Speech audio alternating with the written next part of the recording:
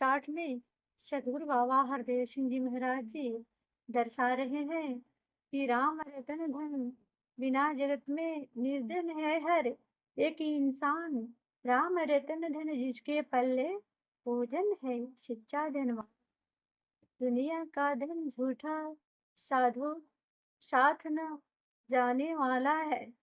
राम रतन धन तो दो जहां में काम आने वाला है।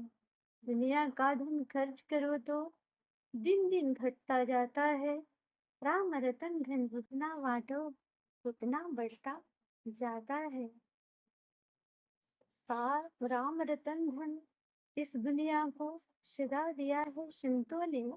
कहे हर देव ये सच का सौदा सदा किया है संतों ने। राम रतन धन को इस दुनिया में सदा दिया है संतों ने। कहे हरदेव ये सच का सौदा सदा किया है संतों ने। तो सदगुरु बाबा हरदेव सिंह जी महाराज जी हम सभी को समझाना चाह रहे हैं कि जैसे कि जब हमारे पल्ले में राम रतन धन नहीं है तो हम चाहे इस जहान में जितना भी कमाई कर लें, पद प्रतिष्ठा को प्राप्त कर लें, महल अटारी बंगले गाड़ी को खरीद लें, फिर भी हम एक निर्धन के समान हैं। जैसे कि एक निर्धन व्यक्ति रहता है, उसे कोई ठहर ठिकाना नहीं होता है। ठीक इसी प्रकार से हम सभी मनुष्यों की जिंदगी है। जब तक हम राम रतन धन को प्राप्त नहीं करेंगे तब तक हम धनवान हो ही नहीं सकते हैं। तो राम रतन धन जिसके पल्ले वो धन सच्चा धनवान है। जिसके पल्ले जिसके हिस्से में ये राम रतन धन आ गया है वही जन सच्चा धनवान है। इस जहान में सुखी है और इस जहान से जाने के बाद भी सुखी रहेगा। यानी तो दुनिया का धन झूठा साधु साथ न जाने वाला है।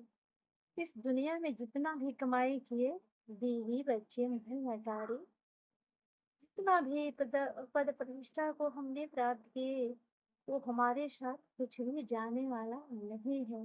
जैसे आंखें बंद हुई तो सारे रिश्ते छूट गए, सारे दौलतें छूट गई।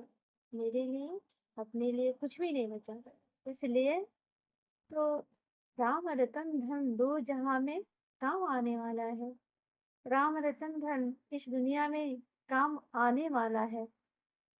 इस दुनिया में राम रतन धन काम आने वाला है और कोई ना काम आने वाला है और ना ही खुशी सी हमें जिंदगी में किसी पद प्रतिष्ठा से कुछ सुख नहीं प्राप्त होगी।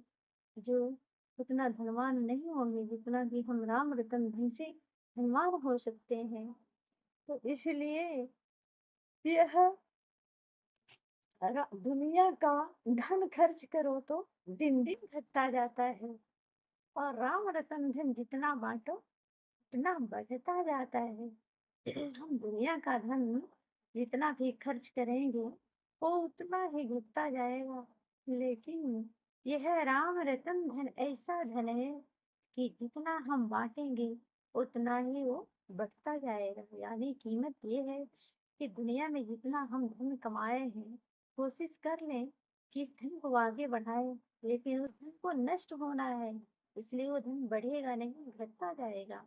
और राम रतन धन जितना बांट देंगे उतना वो बढ़ता जाएगा। यानी राम रतन धन गाए बजाए राम रतन धन अपने दिल में जेहन में उतारे।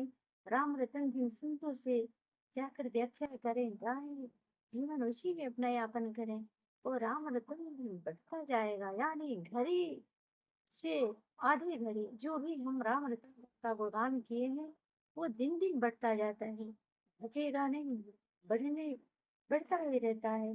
ये ऐसा धन है। तो राम रतन धन जितना बांटो उतना बढ़ता ही जाता है। फिर राम रतन धन इस दुनिया को सदा दिया है संतों ने। राम रतन धन इस दुनिया को सदा दिया है संतों ने।